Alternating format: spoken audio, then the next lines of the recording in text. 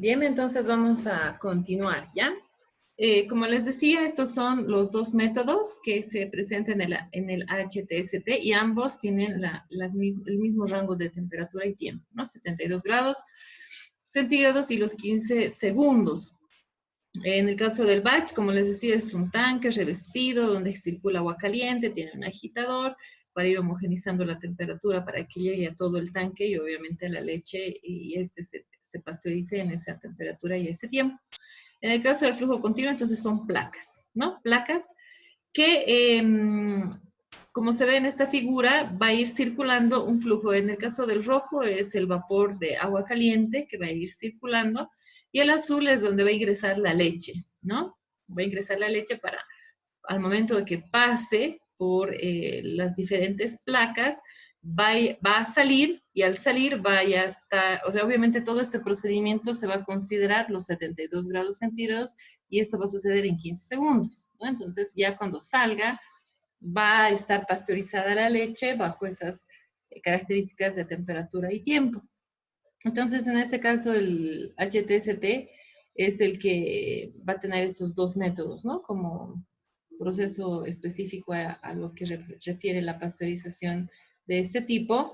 Y viene luego el proceso UHT, que es denominado dentro de lo que es un flujo continuo, y los alimentos ya se van a someter a 38 grados centígrados, perdón, por 2 segundos. Si se dan cuenta, a medida que va aumentando tal vez la temperatura, el tiempo va a ir disminuyendo, ¿no? Ese es el objetivo. Principalmente considerando el HTST y el UHT. Como les decía, el BADIA no se utiliza mucho por el tiempo que se aplica, a pesar de que no es una temperatura tan alta, se ha visto que pueden existir pérdidas nutritivas importantes del alimento. Entonces, esto en cuanto a sus características. En cuanto a los tipos, ¿no? Ahora, lo que vendrían a ser los factores que afectan el proceso que ustedes muy bien han nombrado. Uno es la acidez del alimento, el otro los organismos resistentes, las propiedades térmicas y la forma del alimento, ¿no? Cada una de ellas es un factor, es decir, se considera como un factor porque puede favorecer o no el proceso de pasteurización, cualquiera de los que hemos nombrado, a eso se refiere, ¿no?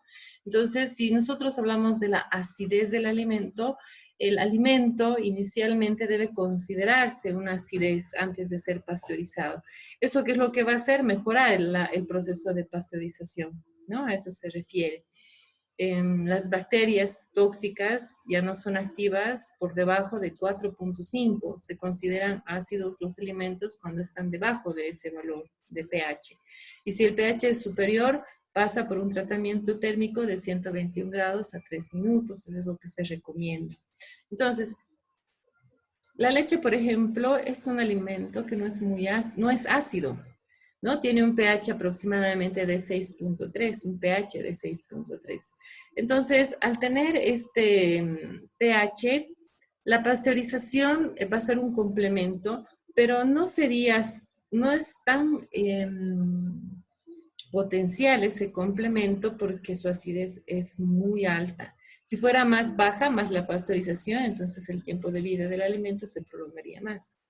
Es decir, que este factor, cuando denomino acidez de alimento, es el que va a determinar el tiempo que va a tener de conservación el alimento, en este caso la leche.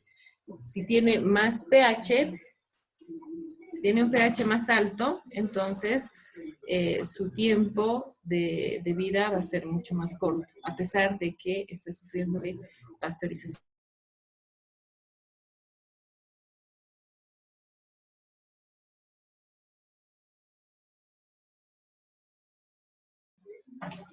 Entonces, eso es lo que se tiene que considerar, el pH del alimento que va a ser pasteurizado. Si tiene un pH de 4.5 o menos que más la pasteurización, eso implica que el tiempo de conservación de ese alimento va a ser mucho mayor. Si el pH es muy alto, ¿no? A 6, 7, 6.8, etcétera, es un pH alto, entonces la pasteurización efectivamente va a aumentar el tiempo de vida, pero no mucho, ¿no? Por esto, por la acidez que estamos nombrando. ¿Por qué? Porque sabemos que en un medio alcalino los microorganismos se desarrollan más rápidamente, ¿no es cierto? Entonces, ese es el factor que se tiene que tomar en cuenta desde el punto de vista efectivamente del microorganismo, que es el que va a, en este caso, considerarse para aplicar la pasteurización, ¿no? Entonces, eso es lo más importante, saber qué tipo de pH tiene el alimento que va a ser pasteurizado y de esa manera se determina si su tiempo de conservación va a ser más largo o corto, ¿no? Con respecto a eso. Ahora, el otro factor que se nombró eran los organismos resistentes. Cuando se habla de la pasteurización, como ustedes han visto, es aplicar una temperatura, ¿no? Entonces, efectivamente puede ser que las temperaturas que se aplican, como por ejemplo 72 grados centígrados, no sea la temperatura suficiente para poder eliminar ciertos microorganismos patógenos, incluyendo el tiempo, ¿no? Son tiempos pequeños. Entonces se tiene que considerar eso en la etapa de pasteurización. Por ejemplo, dice aquí el Bacillus cereus y el Bacillus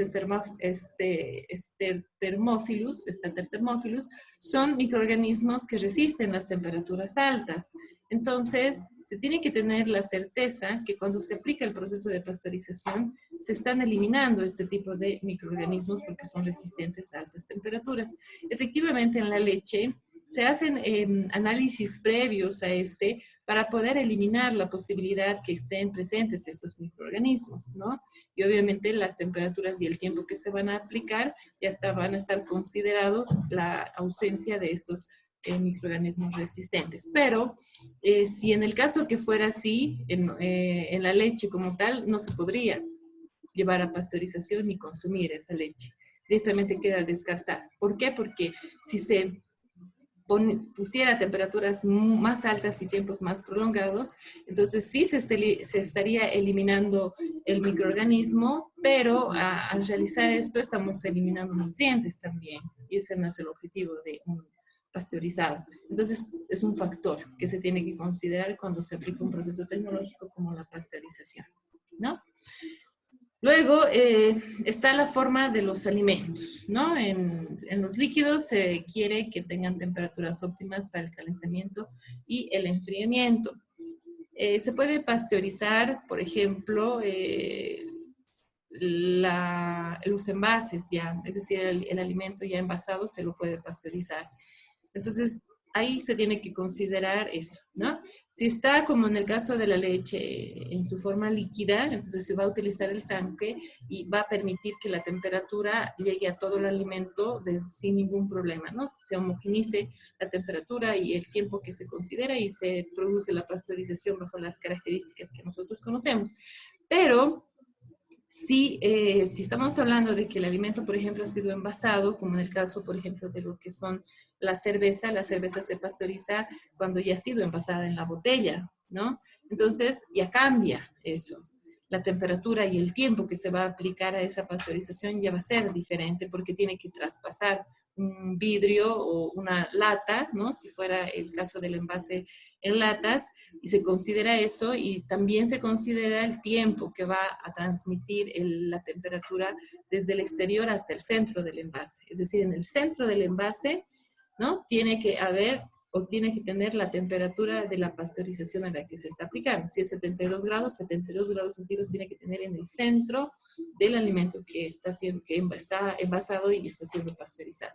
Entonces, a eso se refiere este factor de la forma de alimento que se tiene que considerar, ¿no? Bajo esas características en cuanto al alimento que va a ser pasteurizado y en qué forma va a ser pasteurizado.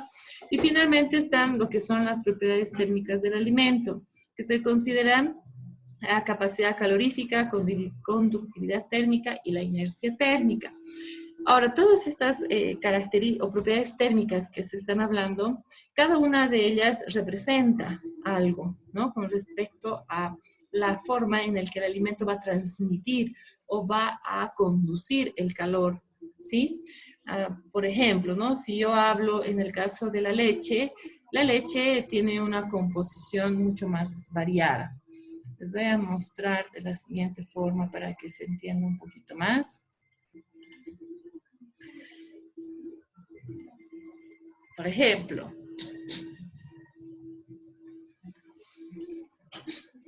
les estoy diciendo, ¿no? En el caso entonces de lo que vendría a ser la leche.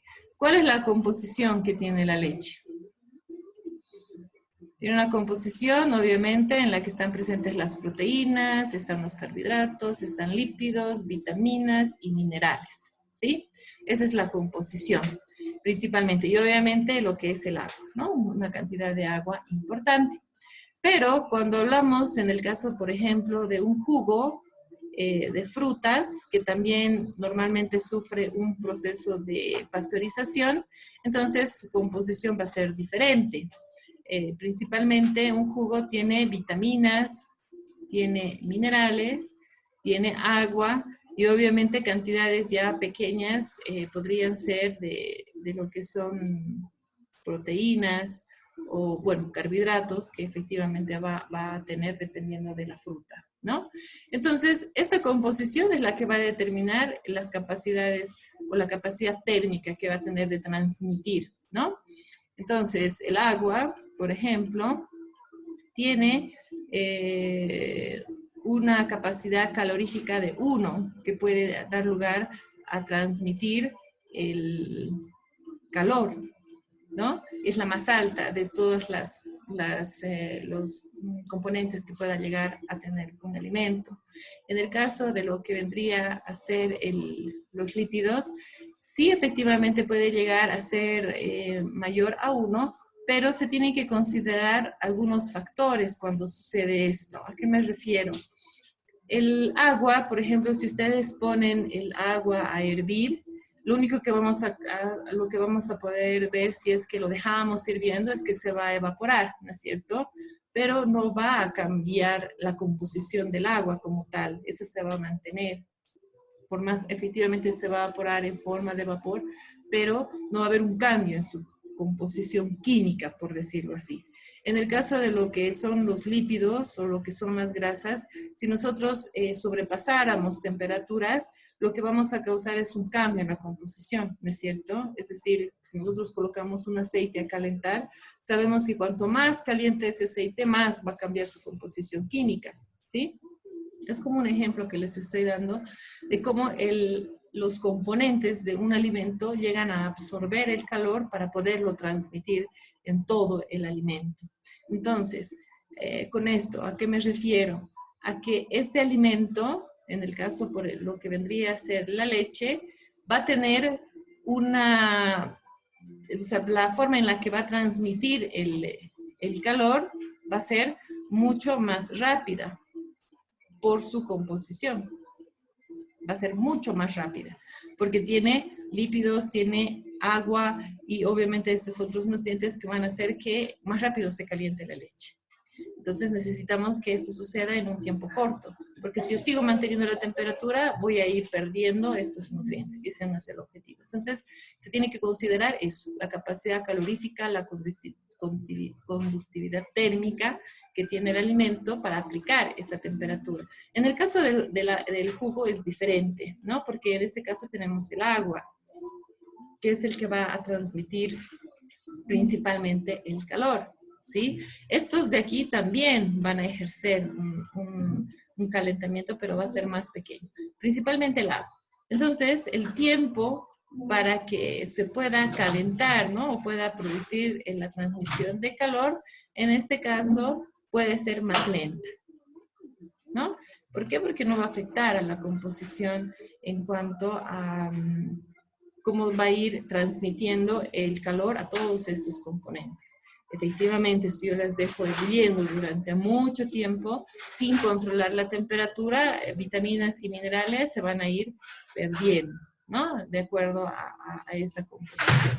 Entonces, a eso nos referimos cuando hablamos de estas características que son las propiedades térmicas. Cada alimento tiene una propiedad térmica que tiene que considerarse al momento de aplicar el calor sobre el alimento. Y esos son la capacidad calorífica, la conductividad térmica y la inercia. La inercia, la capacidad y la conductividad térmica tienen que ver con lo que les he explicado en la pizarra, pero la inercia térmica es el movimiento que va a tener las partículas y eso es lo que va a ejercer a que suceda más rápido también la transmisión del calor. Entonces, si estamos diciendo que la pasteurización es un proceso tecnológico donde se aplica una temperatura a un tiempo, efectivamente las propiedades térmicas van a ser un factor que se tiene que considerar para aplicar posteriormente la pasteurización, ¿no? Saber qué composición tiene ese alimento y qué temperatura y tiempo yo debo aplicar para que no cambie su composición química considerando todas estas características. Y lo mismo en cada uno de los elementos, ¿no? Es por eso que son factores que se toman en cuenta para dar lugar a la pasteurización. Entonces, hasta aquí, ¿se ha entendido lo que son los tipos de pasteurización y los factores de pasteurización? ¿O hay alguna duda todavía?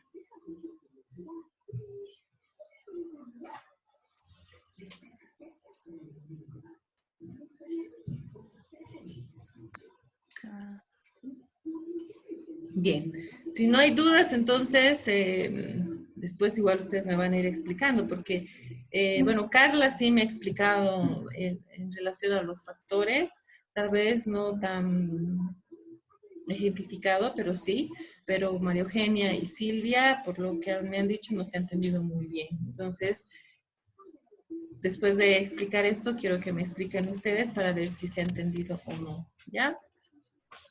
Bien, entonces, como estábamos diciendo,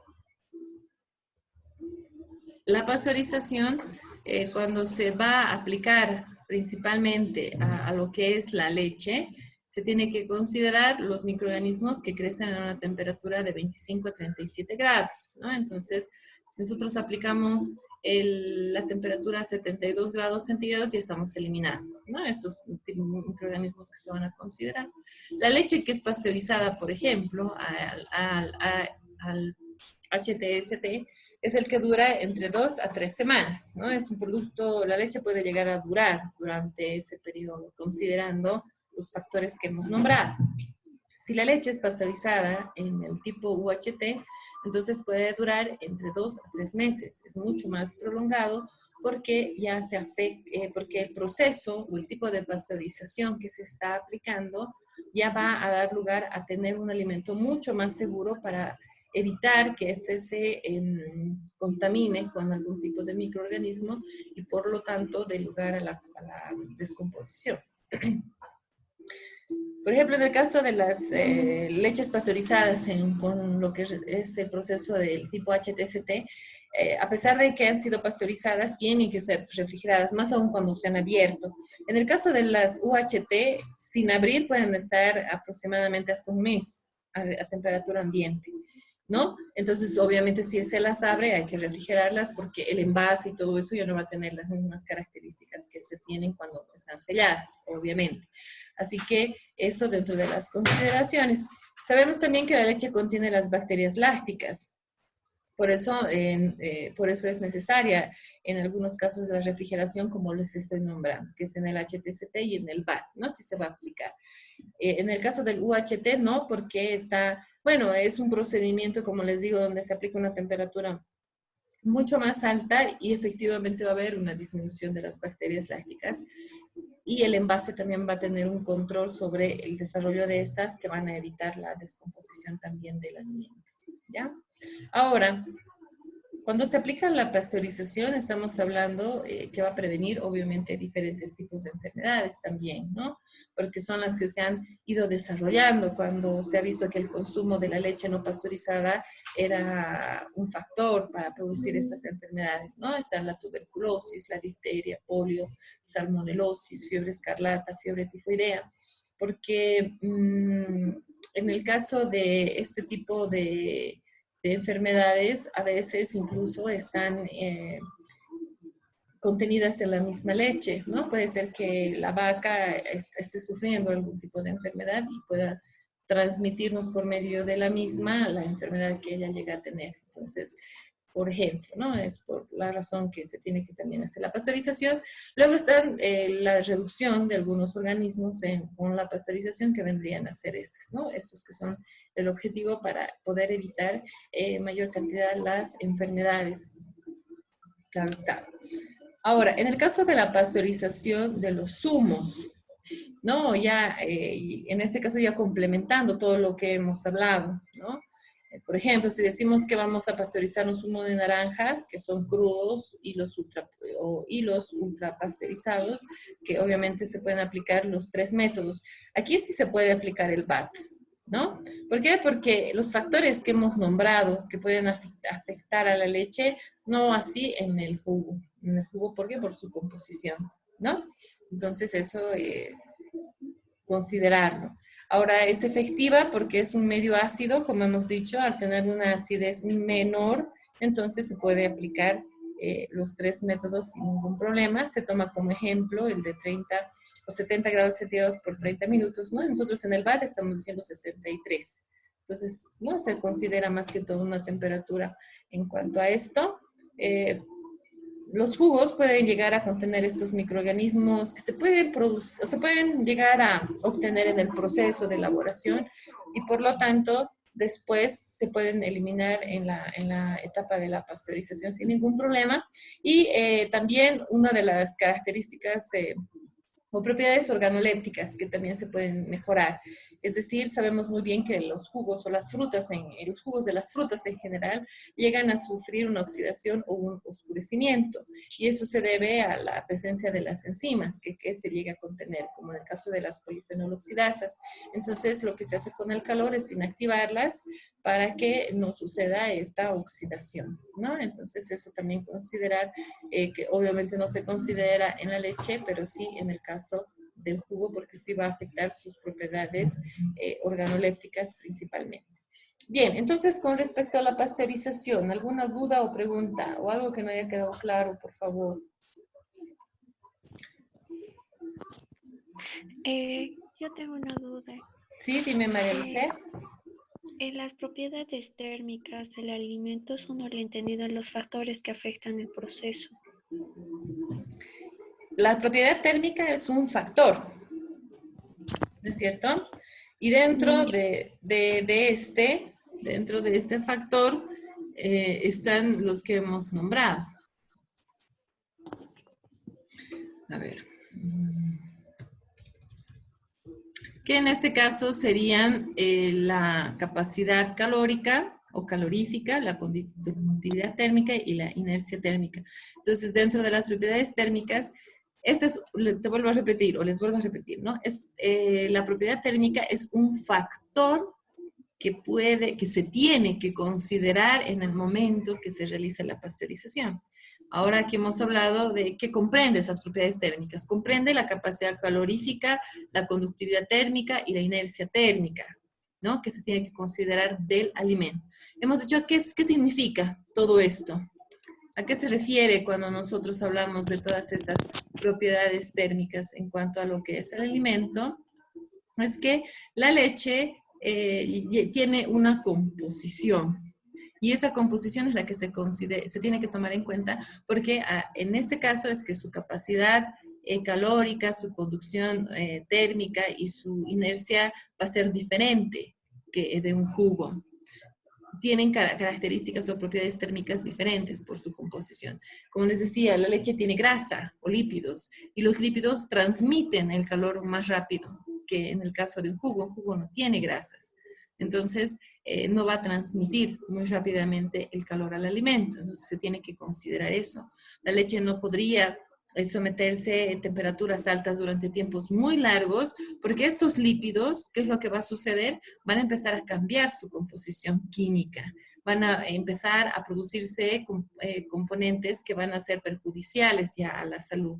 Entonces se tiene que considerar eso. ¿Cuánto resiste estos nutrientes a la temperatura que se está aplicando? Ese es el factor. ¿Y cómo se mide? Por conductividad térmica, calorífica y la inercia térmica. La inercia térmica es el movimiento de las moléculas, ¿sí? Cuanto más rápido se mueven las moléculas y se chocan entre ellas, llegan a aumentar más rápido también la temperatura. Entonces eso también se considera cuando hablamos de las propiedades térmicas. Entonces, en palabras más simples, tiene que ver con la composición.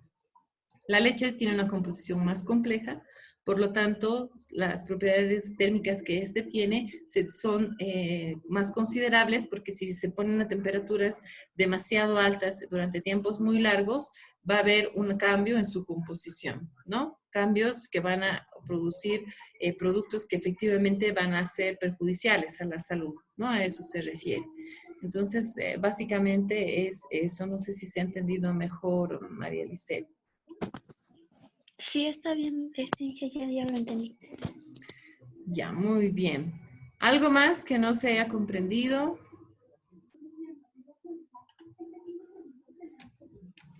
Bien, entonces vamos a pasar a lo que es la esterilización, que es un procedimiento ya un poco más corto, ¿no?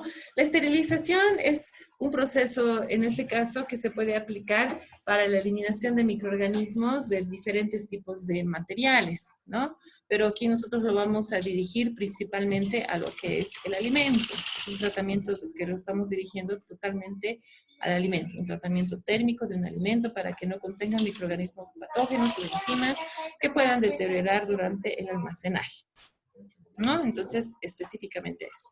Ahora, en la esterilización se utiliza el término de tindalización, ¿sí? Aquí tienen, que es una sola vez que se puede aplicar esta tindalización en el alimento que va a ser esterilizado.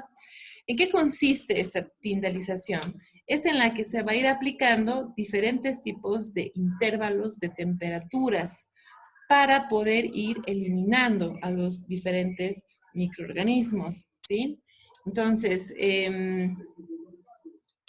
inicialmente lo que se hace es calentar el alimento a aproximadamente 100 grados centígrados y luego se vuelve a bajar la temperatura, ¿no? A esa temperatura, 100 grados centígrados, se llega a eliminar la mayor cantidad de microorganismos, pero luego se baja a 37 grados. ¿Por qué 37? Porque es una temperatura óptima para el microorganismo o para las esporas que puedan haber quedado, puedan germinar nuevamente y puedan presentarse.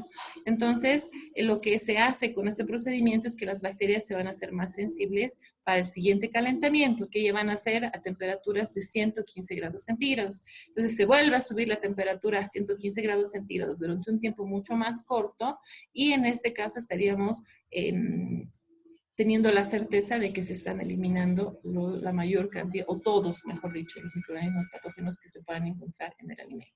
Les vuelvo a repetir, la tindalización entonces se aplican 3 intervalos de temperatura. El primero es a 100 grados centígrados. Se sube a 100 grados centígrados y luego se baja a 37 grados centígrados.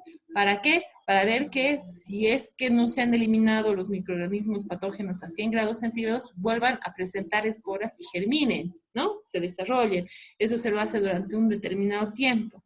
Y luego de nuevo se vuelve a subir la temperatura hasta 115 durante un tiempo y en este caso ya estaríamos eliminando si es que existieran estos patógenos o hayan existido, entonces ya se van a eliminar en su totalidad. Entonces, a eso se refiere la tindalización. La tindalización entonces se aplica una sola vez en lo que es la esterilización. Esto que les he explicado no se puede aplicar varias veces al mismo alimento, porque si se dan cuenta, al aplicar temperaturas tan altas, podemos obviamente generar un cambio en su composición y en su valor nutritivo también. Entonces, debe asegurar su conservación no menos de 48 horas, ¿no? Cuanto más ácido, mayor conservación. Lo mismo que en cuanto a lo que es la pasteurización. El factor de la acidez se toma en cuenta. Si tiene menor acidez, más la esterilización, estamos asegurando que ese alimento va a tener un tiempo de vida mucho más prolongado. Es así que los alimentos esterilizados tienen un tiempo de vida más largo. Los alimentos poco ácidos necesitan mayor temperatura, entonces se tiene que modificar lo mismo, ¿no? Esta tindalización, esos intervalos que se van a aplicar, tendrían que modificarse de acuerdo a ese pH que se está explicando, ¿no? Que es el que va a dar lugar a considerarse como un factor. Entonces, no se olviden eso. Tanto en la pasteurización como en la esterilización, estamos diciendo que el pH y la temperatura son factores importantes para poder generar una buena esterilización o una buena pasteurización, ¿no? Si es que no existieran, si no existiera un buen pH, entonces un pH ácido, entonces se tiene que considerar un aumento de temperatura, ¿no? Para poder eliminar los microorganismos que a ese pH que es alto se van a ir desarrollando. Entonces, eso en cuanto a lo que es la esterilización. ¿Alguna pregunta que tengan sobre lo que es la esterilización?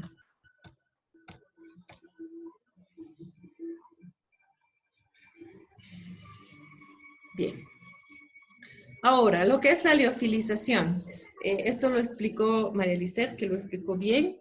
Es una forma de secado ácido que sirve para conservar materiales biológicos también, pero obviamente nosotros lo vamos a aplicar en cuanto a lo que son los alimentos, ¿no? Entonces, ¿cuál es el procedimiento específicamente? Primero se congela y luego se elimina el hielo por sublimación, ¿no? Como tienen aquí.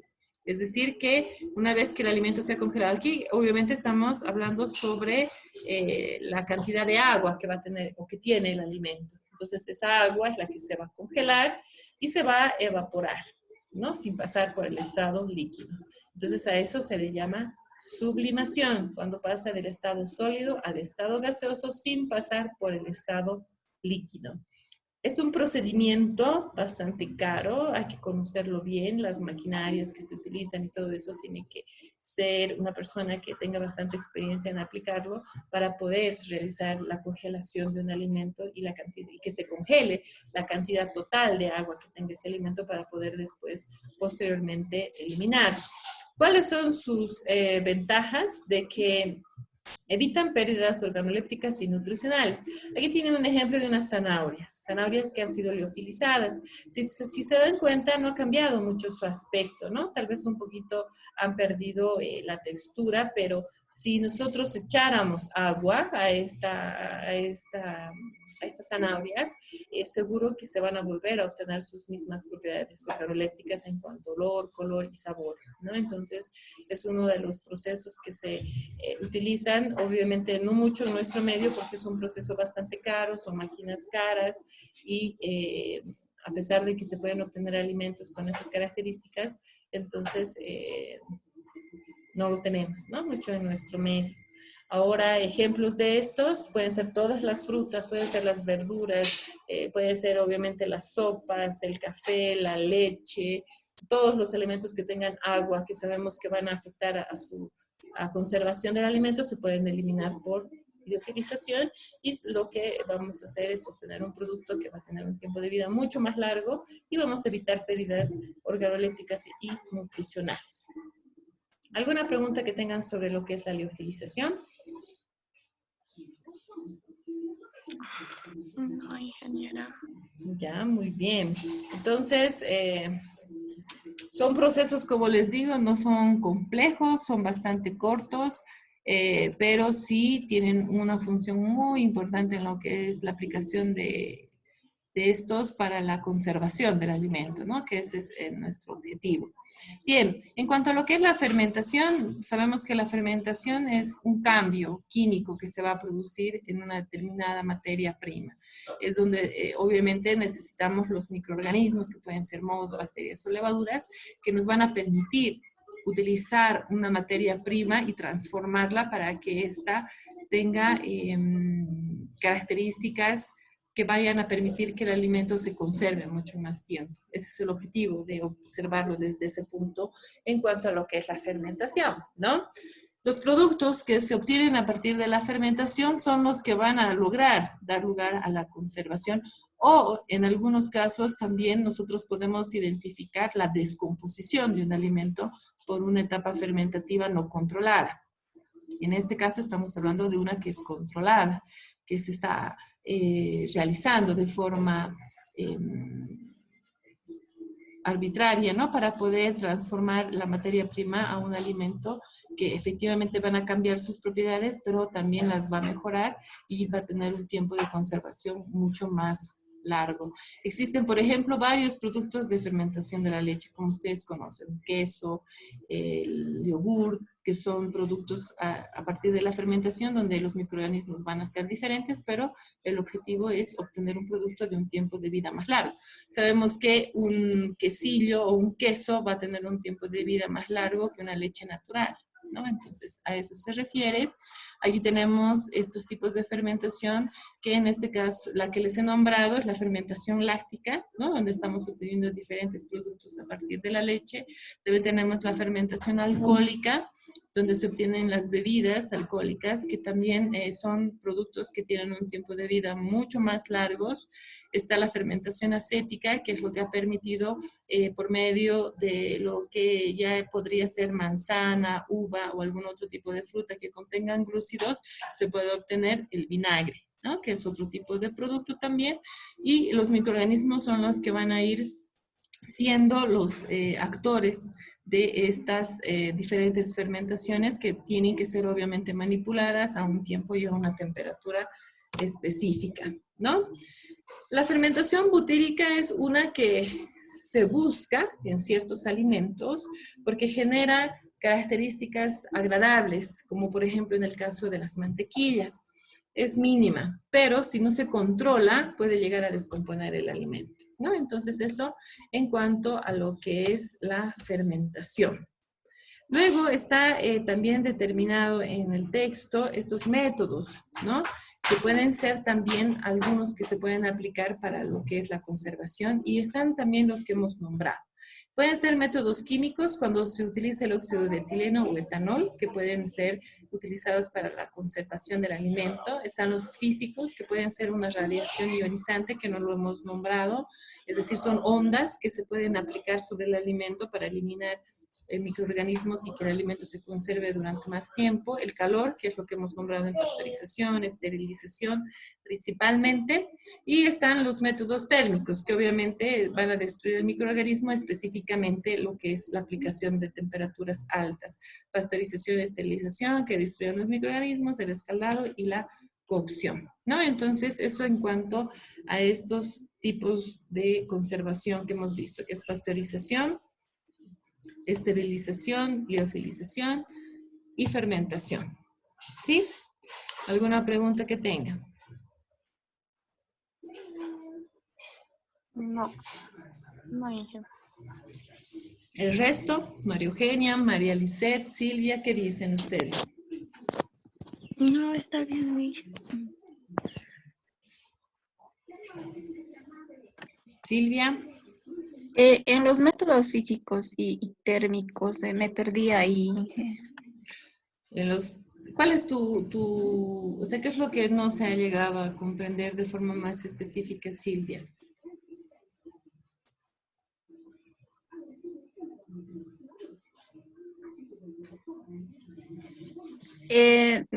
¿Cómo le digo? No he comprendido cómo esto afecta en los alimentos. Entonces, no tiene que afectar, sino más bien tiene que, bueno, pues sí, con el objetivo más que todo de conservar, ¿no? Todo lo que estamos hablando es para conservar el alimento.